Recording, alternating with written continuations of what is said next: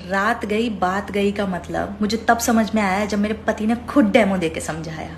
मतलब रात को हमारी कितनी भी जोर से लड़ाई हो जाए, महाभारत हो जाए, महासंग्राम हो जाए, कमरा एकदम रणभूमि बन जाए, उसको सुबह याद ही नहीं होता कि रात को हुआ क्या था। हमारे ओपिनियंस नहीं मिल रहे होते, हमारी थिंकिंग नहीं मिल रही होती है, हम मतलब सब खत्म मतलब दी एंड, अब नहीं रहेंगे साथ में वाली स्टेज आ जाती है।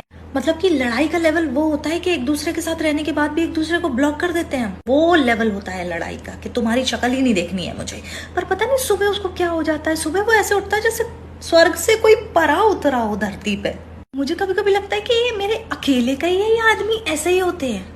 मतलब मैं लड़ाई के बाद over thinking, stress, anxiety, depression, पूरा सब कुछ लेके उसके साइड में रो रही होती हूँ और वो मेरे बगल में कुंभकर्ण की तरह सो गया होता है।